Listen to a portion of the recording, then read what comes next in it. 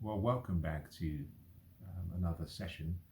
Today, I am going to expand on the topic I began in the prior session, um, where I talked about why men cheat. This will be part two of what I consider to be an interesting conversation that both men and women um, usually have. And my intention is to talk about this from a male's perspective. In order for me to build on where I stopped in the prior session, I would like to perhaps provide a summary to enable the conversation to flow freely, especially for those who haven't had the opportunity to go back and listen to the first session.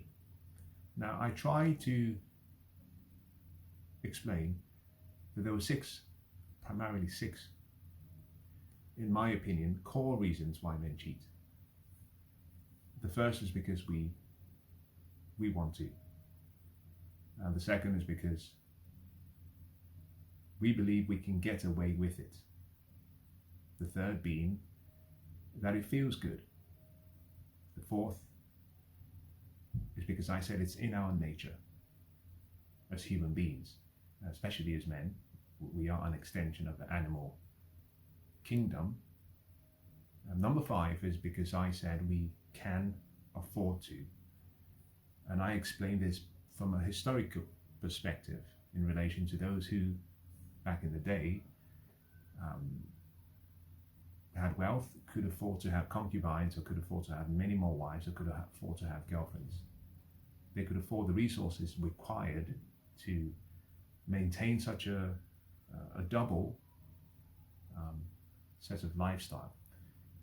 And number six, which I said is the most important, is because you, the woman, you make us cheat.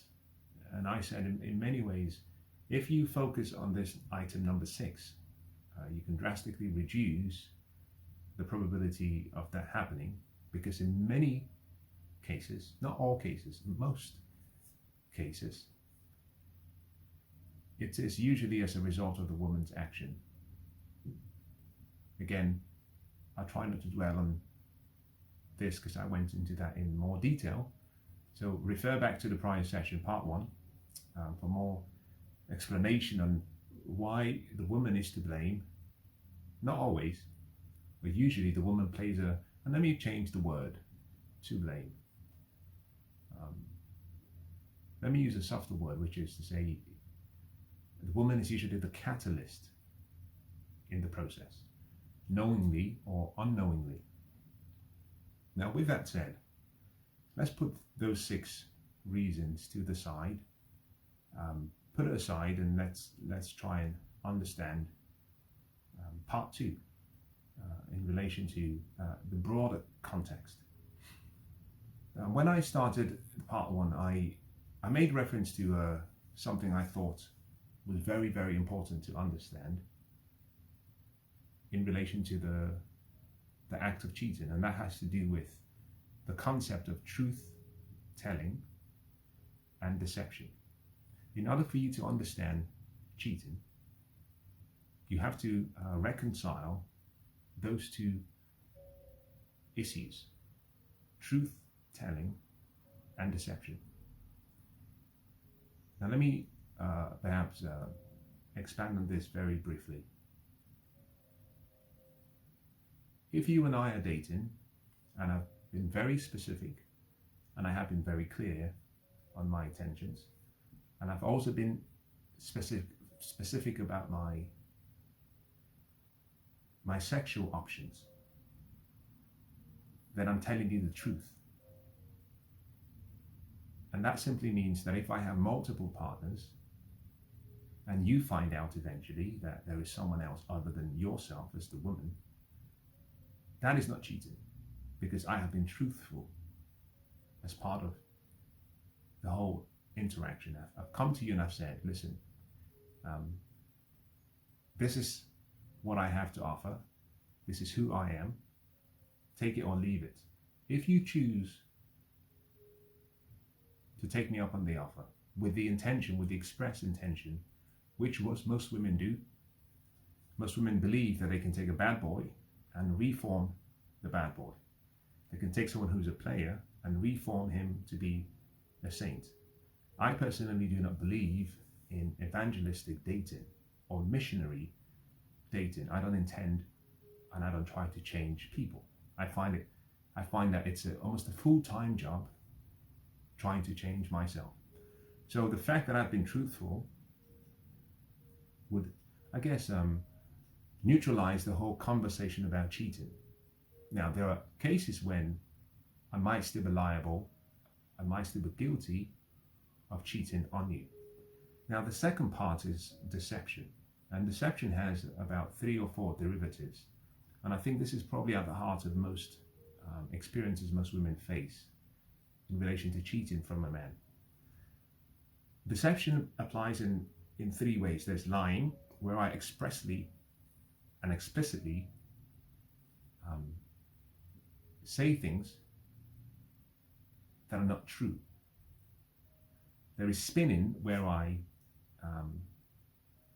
take something that is the truth, or I take something that is the reality, and I spin the information in such a way that my express intention is to deceive.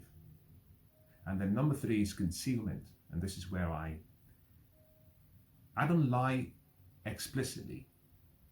I don't conceal or spin, but I don't spin implicitly, but I simply just conceal some information, and therefore by that act alone I'm deceiving you. So let me give you some examples.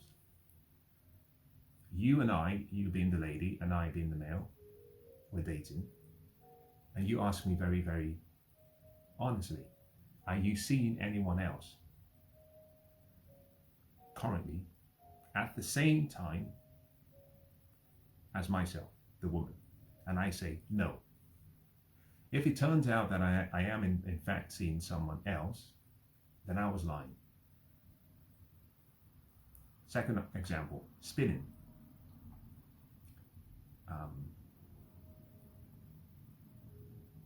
Let's say you confront me about something you've heard in relation to another woman. I don't deny that I'm seeing her. I don't lie to you, but instead I create a scenario whereby I say things such as, we only went out for a drink. She's dating a friend of mine, or used to date a friend of mine. She's going through a hard time, and I spin what really happened in such a way that I convince you, without saying yes or no, I convince you that implicitly or explicitly convince you that nothing happened. That is spinning. That's me taking what is an experience, the reality, the truth, and I simply spin in such a way that I use words, I use emotions, I use maybe play to convince you that it wasn't as bad as you think it is. It was just simply a conversation we had. We went out for drinks. It was just a hug. Your friend saw me hugging someone. Wasn't a big deal. It was a friendly hug. It didn't last a few seconds, more than a few seconds. And you believe me. But I've simply spinned the reality and maybe convinced you that perhaps I'm to be trusted. Now, concealment is, for example, when I receive a phone call and I don't share the details of the phone call with you. Or, for example, I conceal from you the fact that someone has been showing too much interest in me and has been actively pursuing me, and emotionally I am already starting to connect with that person, and I do everything behind the surface in such a way that I do not bring my honest thoughts and dealings to the table. So I'm concealing some information from you with the express intention of gaining something sexual from a woman other than yourself. Now, keep those three sub categories of deception, because the point I am trying to make is that at the heart of cheating is deception. Sometimes some people cheat without intending to deceive, but in the majority of the cases, cheating and deception go hand in hand. And the three subcategories I just provided are there to give you an understanding of the true intent of the person during the process. I also mentioned in part one the concept of strategic and selfish cheating. It's important to separate both. I think for the express reason being that majority of incidences that occur as a result of a break of trust occurs primarily due to selfish cheating. So let me address strategic cheating very, very briefly by giving you an example. Joe and Jane are dating, or rather, Joe and Jane are married. They have been married for, say, 10 years. They have been having issues in their relationship for 3 years. They both have a child together. Joe has decided to move on, to get a divorce and start again. But he's concerned that he cannot just up and go because there's now a child involved, and it's perhaps in his best, both him and his wife's best interest, to stay together until the child has come to a certain age so that the effect is not too dramatic. They've both been to counseling and they haven't been successful. One foot is already out of the door. He's decided, I'm out. For some reason, he decides to have an affair or date someone else outside of the relationship, with the intention being to see if perhaps the grass is greener on the other side. In this case, it's a strategic decision. It's not necessarily a selfish one, although there is some implicit selfishness in that decision. But at the core, he's thinking, maybe this could salvage the relationship. And many people do not understand how having an affair can salvage a relationship. And perhaps that's something I can do on a different session. That is strategic cheating. Now, selfish cheating is a little bit more popular. And for that reason, I don't have to go into detail on selfish cheating. This is where we purely do things for our self-interest without considering the other person's thoughts, emotions, feelings, well-being. Now, let me begin today's part 2 session by defining cheating from my perspective, because that is something I haven't done.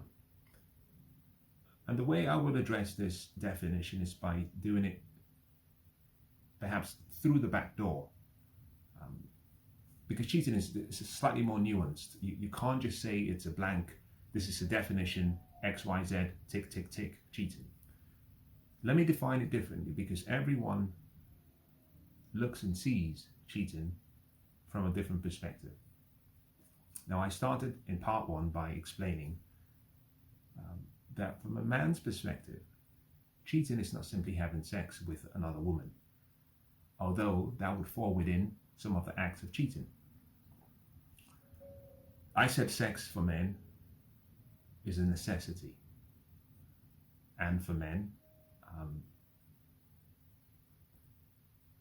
sex is not an emotional investment on our part. It's very physical. We don't want sex, we need sex. Ladies, you need intimacy and affection, but you want sex.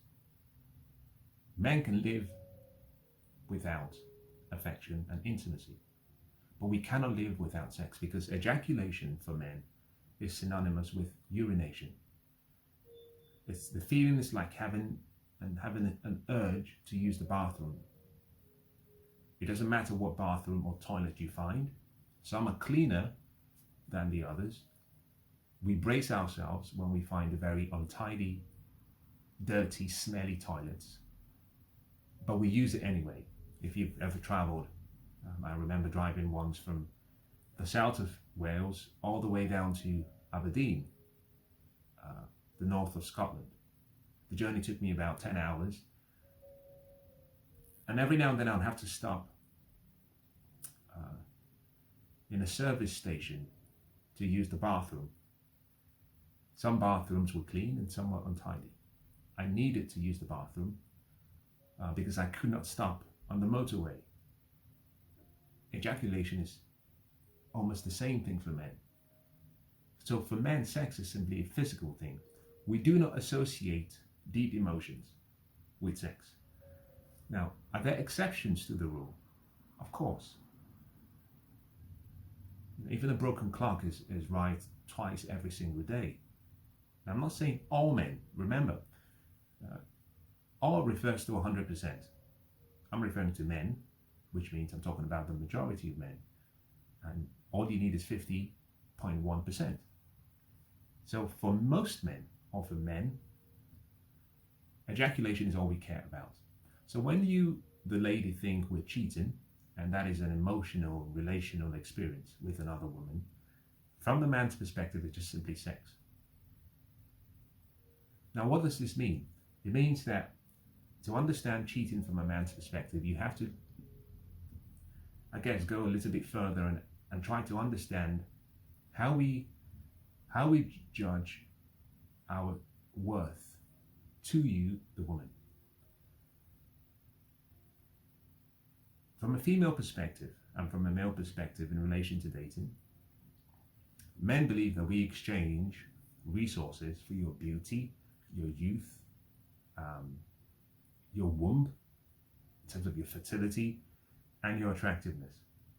In other words, we would pay a ransom price for, and this used to happen back in the day, perhaps not so much in modern times, but people would pay a hand and a leg for the young, beautiful virgin, untouched. Fertility-wise, she was brand new.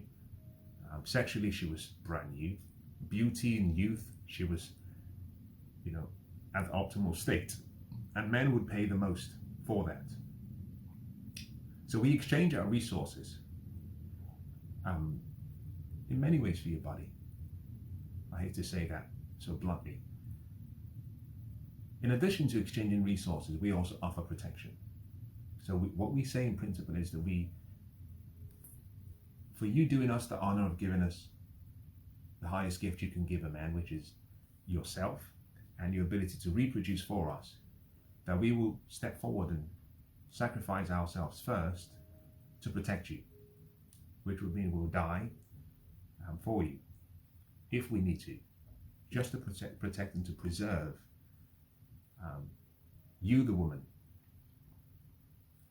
And therefore, from a cheating perspective, the way we judge cheating, it has to do with those two elements, not sex, not the physical aspect. It has to do with resources and protection. And I explained in part one that if I'm dating a woman and she finds out that there is another woman, that I am providing a higher level, a parity level, on par, or a level comparable, meaning below, in resources as I am providing to her, that is cheating. In other words, I'm providing her with money to either maintain a lifestyle, her looks, her beauty, perhaps to satisfy a need that she has, and in exchange she's given me her body. Now, key thing to remember, she's exchanging something, it's a trade. She's giving me her beauty, her youth, her body and sex, and even her affection, and I am exchanging resources for that. If that takes place, then that is cheating. Similarly, we do not provide protection like we used to in the past. So most people today provide protection via third-party means. I upgrade you from where you live to a much more safer environment. It means I don't have to fight for you, but I have put you in a place where the likelihood of someone actually causing harm to you is reduced. If I'm doing that, then that is also cheating. Now, what you find is that those two items connect in many ways because resources is at the center of being able to provide both. And that simply means if a man is providing any of that in exchange for a woman, her body, her youth, her time, her affection, then that is cheating. Now, I have met, and you have to understand, I have only met one woman in my entire life who understood that concept. One woman. And perhaps let me share what she said, because I think this is important. Her perspective was simple. So long as you do not spend our money on her or spend your money and resources on her, providing you're not providing the lifestyle, the luxury, etc. for her. There were conditions she was trying to set, in which I responded by saying, well, if I don't provide her with resources and I don't provide her with money and I don't actually look after her and I don't show her affection and every other thing she's saying, then why would she want to be with me? Now, the point I'm trying to make was I only met one woman in 40 years, one woman who understood the concept of cheating from a man's perspective. From her perspective, she understood that the physical aspect is neither here nor there. And partly the reason why I'm stressing this is because if a man goes out and has sex with another woman and doesn't remember her name and never contacts her again, the relationship that he has with whoever the main girlfriend or partner wife is still intact. Most women are concerned about cheating, not necessarily in relation to the act, because the act has happened. It's more in relation to what the act will do and the effect the act has on their relationship. So if it was purely a sexual thing and it's dead, no feelings, she's gone, then people can move on. On the other hand, if I am providing her with the resources, then I'm creating a dependency on me. But also I'm creating a dependency that can cause the second woman to start to sow seeds in my heart so I can leave the first woman. Number two, if I am providing her with protection through some form of lifestyle upgrade, then that means I'm spending time with her in her place. So suddenly I now have two homes. One that I'm paying for my main home and one I'm paying as a second home that someone else uses. But as you would imagine, maybe I have keys to that place. And suddenly I'm living a double life. This is when affairs start to take place, where the man is sowing not just his resources, but he's now sowing his heart. You've heard the saying, where the treasure is, there also will be the heart. So if the man is spending resources and protection on the woman whilst receiving sex, from a male perspective, that is more concerning. But if it's simply something that happens, not suggesting that one night stands and casual sex outside a committed relationship is right. I'm simply saying women you have to understand the context of cheating beyond the emotional flirting, because flirting is not cheating, beyond the emotional him keeping an old girlfriend or keeping a female friend. You have to think about cheating beyond the physical intimacy, is having dinner with someone. I saw them dancing. I saw them smirking, smiling at each other. Something must be happening. I saw the text messages. You have to think about it beyond such a simple physical aspect to cheating. Now let me let me move a little bit further and talk about cheating defined by myself. You've heard me talk about the three different groups of men I speak to. Those who are below 18, those who are 18 to 35, and those who are 35 and above. The main group I always speak to are men between 18 and 35. Now let me define cheating from a man's perspective and a woman's perspective so you can understand that the principles apply irrespective of sex. Here are some of the tenets that I have shared so far in other sessions. For a man, between 18 and 35, you should not be in a committed relationship. 95% of your time should be focused on yourself, your goals, your dreams, work, education, fulfilling your potential, building wealth, developing your human capital. 5% should only be spent on women. 5% represents about 2.5 hours every week. That is not enough time for relationships. And that simply means, I've said, have as many plates spinning at the same time.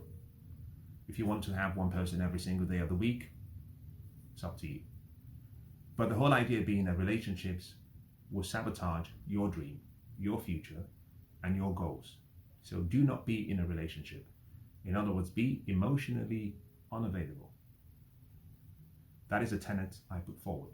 Number 2, do not get married if you're a man before age 35.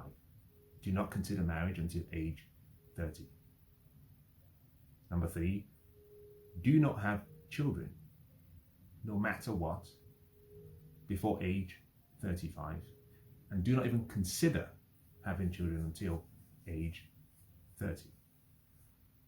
Number 4, do not live with a woman or have a woman moving to live with you between 18 and 35. You can start considering that from 30, no problem. Do not have an exclusive mono relationship before age 30 as a man, ideally before age 35. Now let me spin that across and talk about the woman. Same principles apply. Between 18 and, let me go back one step. Why am I so specific with those dates? Well, it's very simple. Between 18 and 35, you have 18 years to make the most of laying the foundation to what should be an incredible, great life.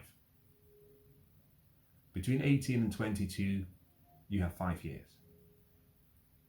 That is usually when you go to college. And let's say you graduate and you start from age 23. From 23, you have 5 years to achieve what we call your 10,000 hours of practice. In order for you to become a master, to become competent in any task, you need 10,000 hours of deliberate, focused practice, constant and never-ending improvement for you to achieve a level of mastery. 5 years, there are 2,000 work hours every single year. 2,000 multiplied by 5 is 10,000 hours. Now, I have assumed by the time you graduate at 22, maybe as a man, you should give yourself some room, to travel the world. So I give you 1 whole year to fool around and do whatever you want. And that simply means you have 1 year plus another 5, which is 6 years. You add that, so you go from 23 all the way up to 29.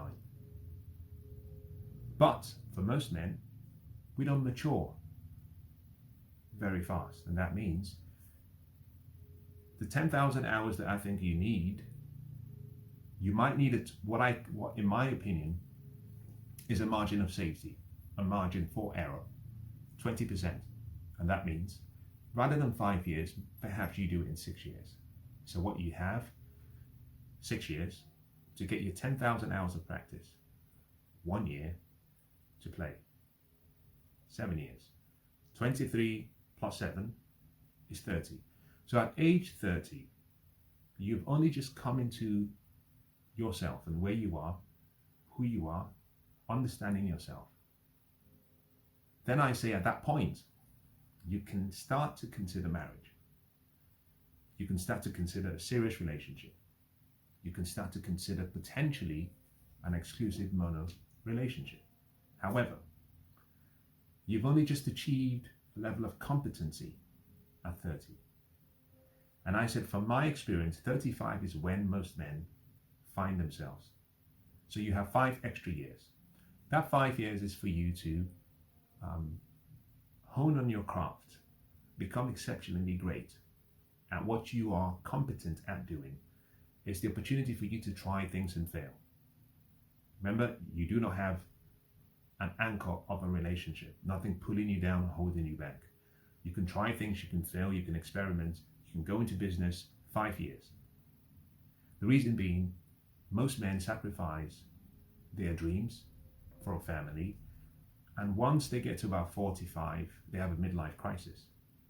I'm saying bring forward all of the things that you could have done as a man between 30 and 35.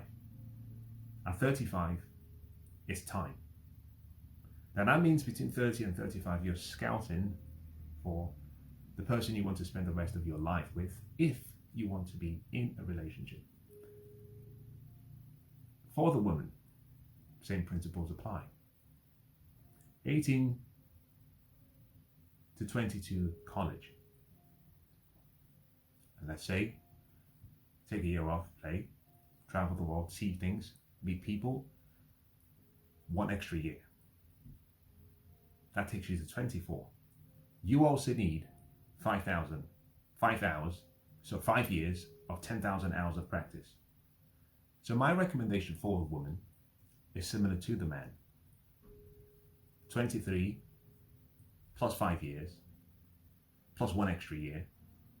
That takes you to where you should be. So I say for women, do not be in a serious committed relationship before 28. And do not even consider doing that before 27. Now you might decide, I do not want to travel. I did that between 18 and 22 whilst I was in college. Great. So from 23 plus 5 years, that takes you to 27.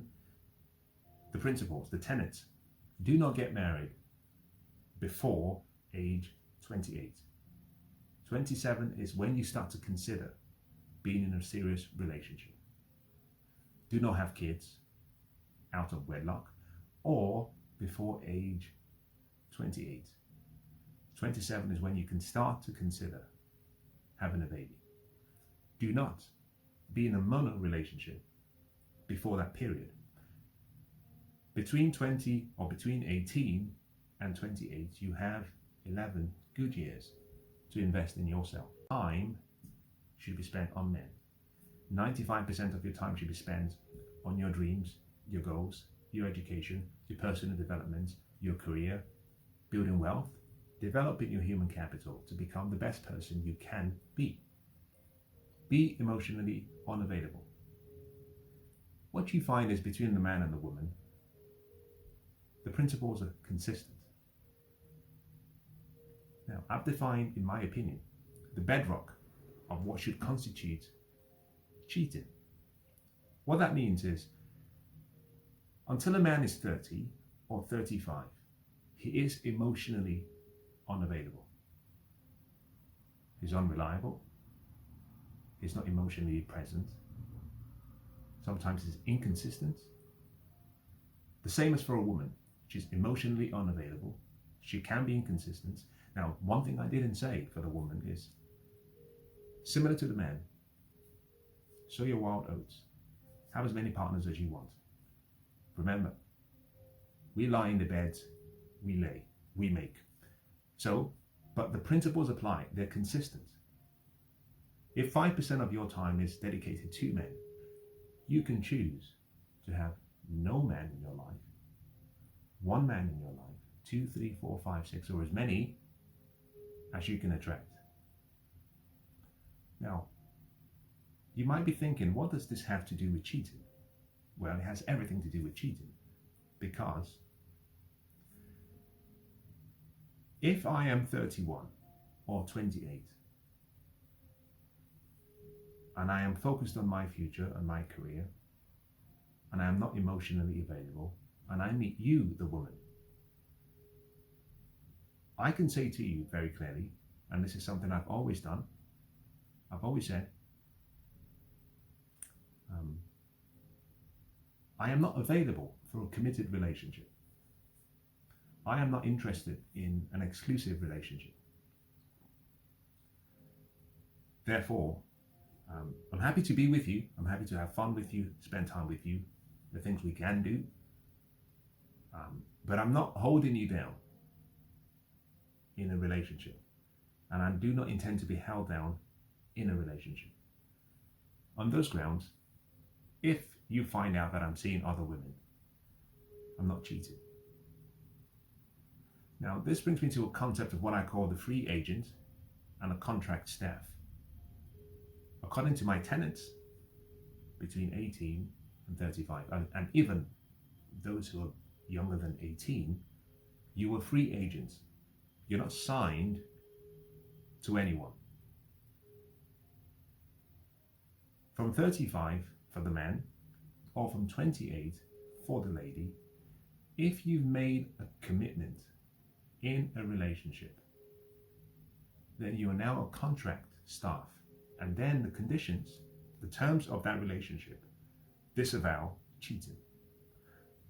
Let me say that again so you can understand that I'm not advocating for people being unfaithful. I'm simply saying if one is a free agent, the rules of a contract staff do not apply to free agents. I'll use myself again as an example. I believe, and I could be wrong, but I believe that if you met anyone who I have been intimate with or active with in any capacity, the one thing I believe they will say was that I was dishonest. I'm never accused of being dishonest or lying. I'm always very upfront. I make it very clear on day one. I make it very clear who I am, my goals in terms of, I don't go into the specifics of what I'm going for, but I make it known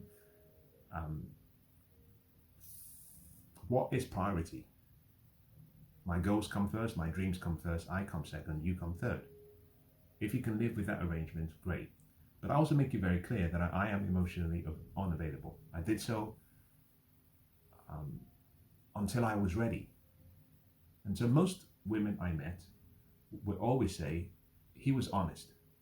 I wish things worked out differently, but he was honest. I cannot think of, and I could be wrong, most ladies usually have something that I call a disease of selective hearing, but I cannot think of one saying he lied, or he was deceitful, or he spinned, or he concealed the truth. Quite frankly, I never had the time for games.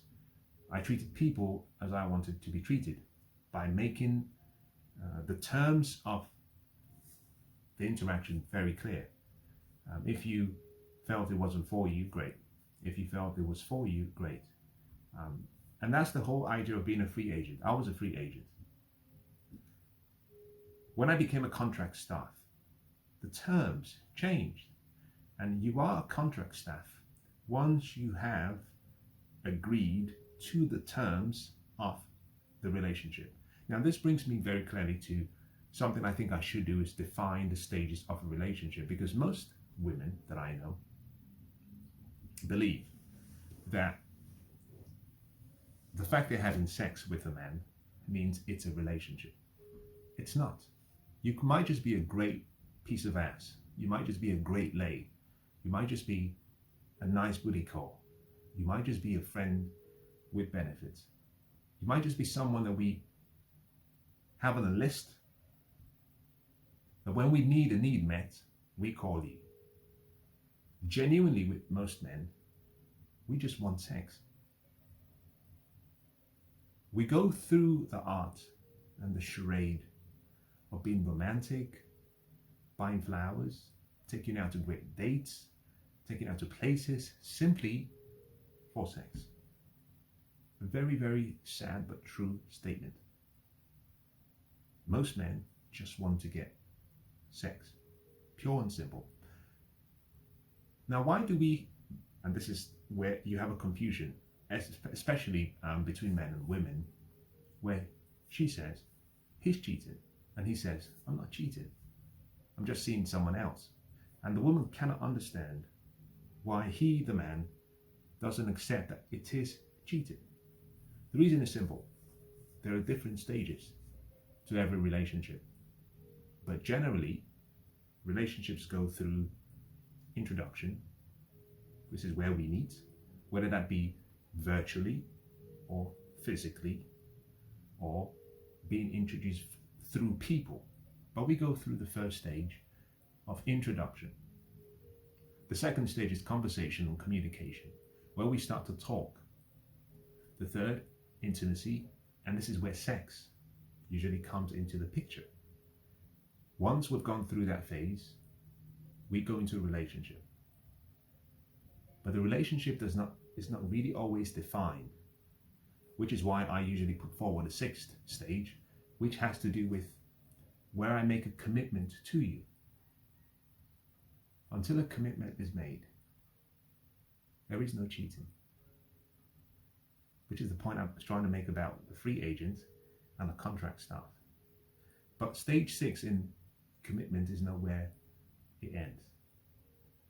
The next, which is the 7th, is dedication. I can be committed to you, but not dedicated to you.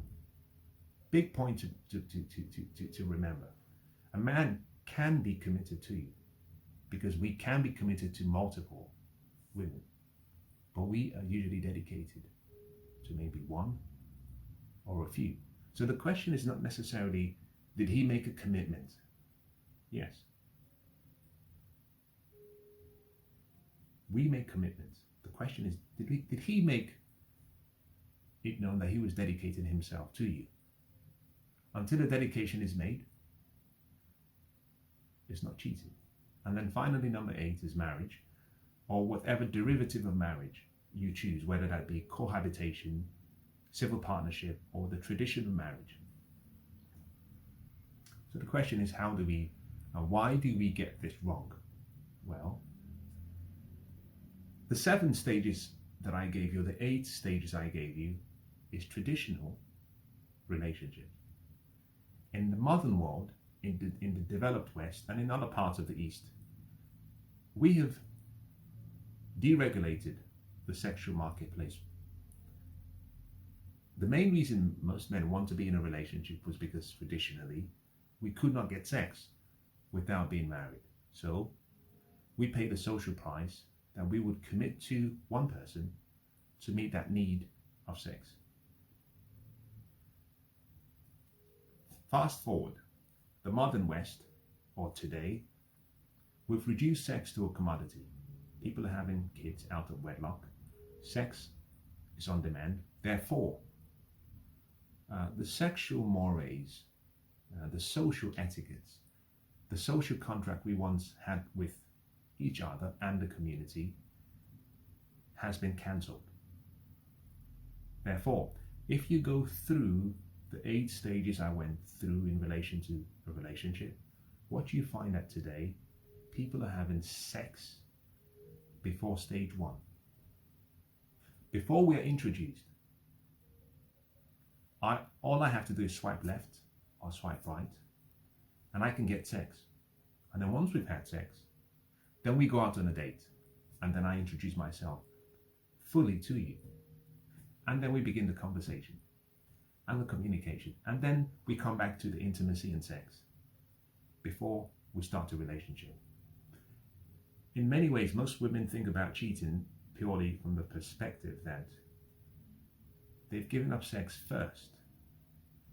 Once they get to the conversation stage, they, through insight, or they find out that the man is seeing other women, and they say he's cheating.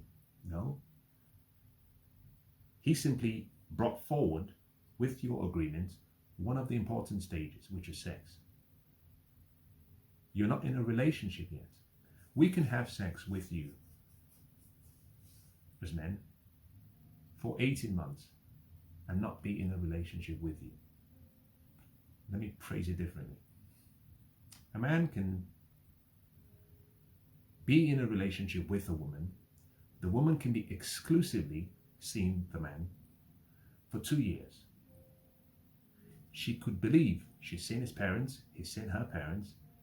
She spends 2-3 times with him during the week, sometimes more. She's given everything herself, her body, her dreams. She shared everything. To her intimacy with this man is equal to one that one should have in a marriage. But to the man, it's just sex. He doesn't see you as a future partner. He doesn't want to have you as a future partner. He doesn't intend to be committed to you. He doesn't intend to dedicate himself to you. All he wants is the physical and whatever additional benefits that come with that physical union he has with you. And so this is where women really struggle with the whole idea of cheating. Most of the time, all we want is sex. We don't want to be dedicated to you. We certainly don't want to be married to you, and we haven't even committed to you. And the reason I'm stressing this is to make a very important point as I bring today's session to a close. If you've gone through the first 4 stages and you've got to relationship, you, the woman, you have to define the terms of the relationship. In part 1, I said, an agreement is not a commitment. I can agree to see you tomorrow at 12 p.m., but something could happen, and that agreement is broken. But if I make a commitment to you, a binding commitment to you, a commitment to provide you with £2 for a certain service, if I breach that commitment, there could be consequences. Commitment is something I have to keep, which is why we have legal commitments, which marriage is. The point I'm making is that in every relationship, in order for you to say he was cheating, you cannot rely on the strength of your lovemaking, the words said between both parties, the length and the duration you've had in the relationship or the union. You cannot rely on the exclusive opinions you have in your head about the union. You have to define the terms. Every man understands the concept of what's in it for me. And in my experience, any woman who said to me, I would like to be in a committed relationship with you and I would like it to be exclusive, I have always replied with the same answer. What's in it for me? Because men were very logical. Again, go back to the categories of men I described. Below 18, 18 to 35, 35 and above. Now, the reason I'm explaining this concept of what's in it for him is simply because I like to connect the two groups to a concept that I haven't introduced, which is the concept of the principle of fair play. And the second principle is the principle of love and war. If you go by the tenets I put forward, that simply means that between 18 and 35, you're playing the art of war. And all is fair in love and war. The reason being, I only have 5% of my time to dedicate to you. And I do not want to dedicate it to one person alone because I get distracted. So what I do is I separate myself into small component parts. And if I choose to, I give you some parts, but I don't give you too much to get you drunk on love. I simply give you enough to meet my needs, to allow for fair exchange, and to keep myself happy. This simply means that usually between the age of 18 and 35, the idea of cheating should not come into the picture, in my opinion, because all is fair in love and war. It's a loser's game. The person who treats the other the worst, unfortunately, in this sick world we live in, that person wins. It's a zero-sum game. So the idea of cheating should not apply for a man until he's got to the age of 30 and ideally 35, and for a woman until she's got to the age of 28.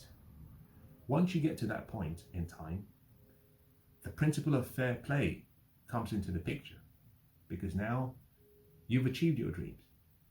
So you can be a little bit more fair in your dealings, which has to do with something I call the silver rule. Do not do unto others as you wish they would not do unto you. Fair play, and that means relationships and the terms should change, except you've decided you do not want to be in a committed relationship, you do not want to be married, in which case you can continue being exclusively emotionally unavailable. Now, let me bring today's session to a close by simply saying, ladies, you have to understand the concept of terms. You have to understand that you have to define the terms that you wish to have in a relationship. Without the terms defined, you cannot accuse a man of cheating. Because the way we think, and because it's part of our nature, the mono relationship doesn't come naturally to us.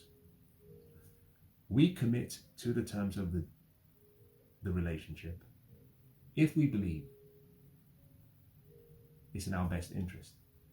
And this is where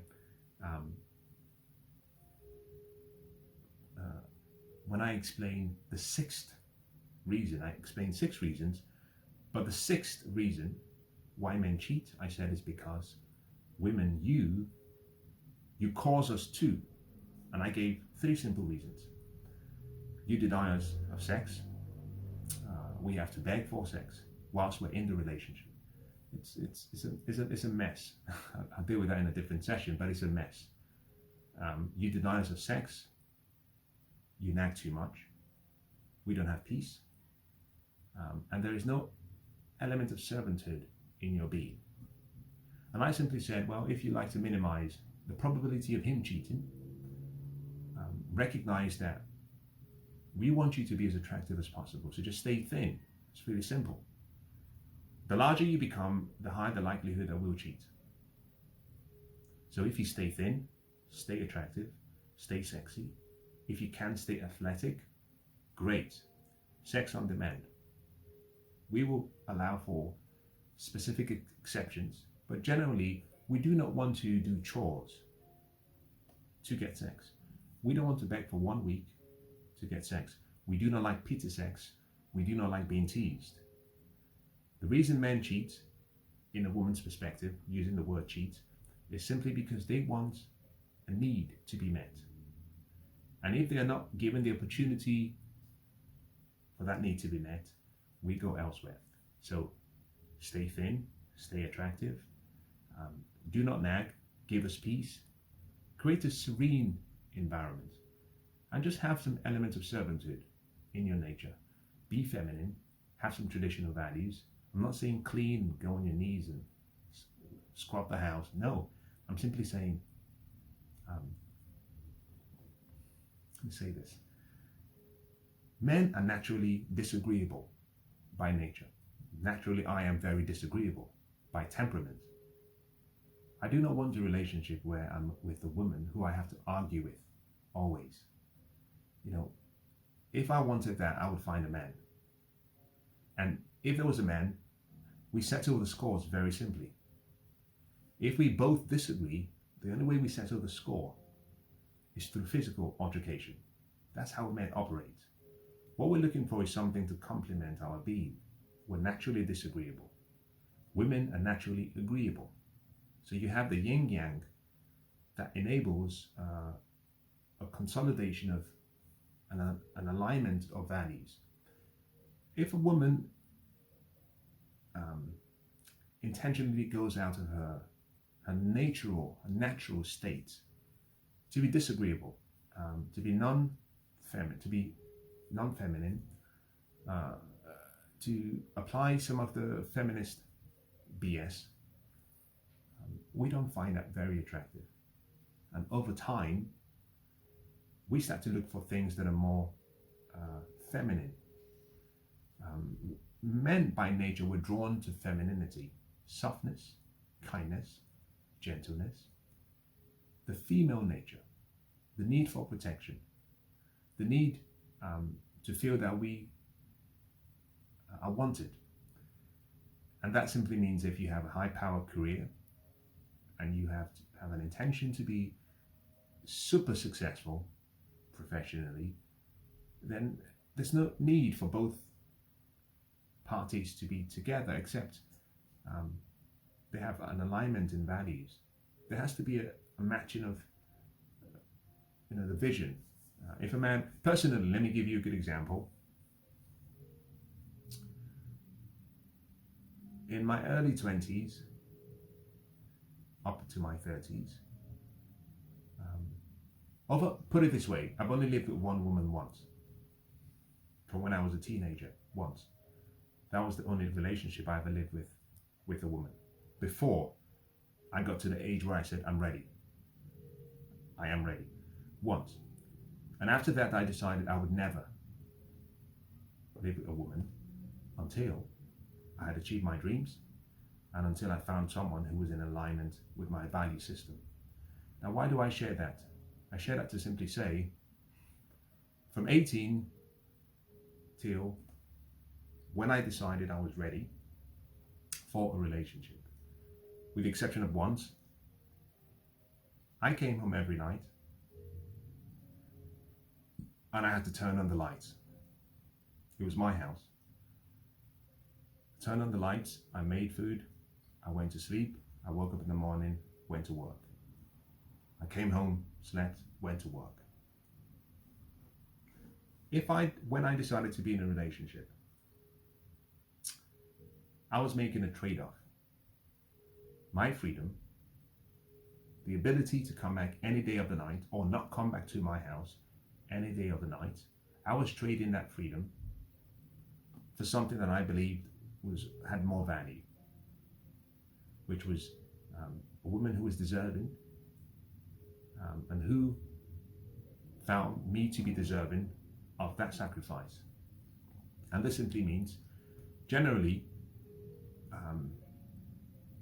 in relation to servanthood, if I have to come back home every single day and I'm coming back to a house that is similar to the house that I once had when I was still single and younger, then that means that one of us is not needed in the relationship. Like if I have to come home and the house is empty and the house is dark and perhaps you're at work because you have a high power career, it means that you cannot be exceptionally good at two different things, especially if there is a child involved. One of you would have to make a compromise in terms of childbearing and raising the child, and the other providing. And whether you switch roles is entirely up to two people. But the point being, servanthood is discounted so much in the West. And in many ways, one of the reasons why men cheat when they do is because his balls are full, his belly is empty, and there is no peace. If you want to stop a man from cheating, keep his balls empty, keep his belly full, and simply give him peace. Now, I hope this has been useful. I genuinely think I have covered most of what I would have wanted to cover in this session about cheating. There is no mystery to this, and if there's something perhaps you would like me to address, or something you felt I should have covered or I should have considered, I'm more than happy to hear from you. And if something else comes to mind that I think I should have said, I will come back and provide perhaps a shorter explanation. But Until next time.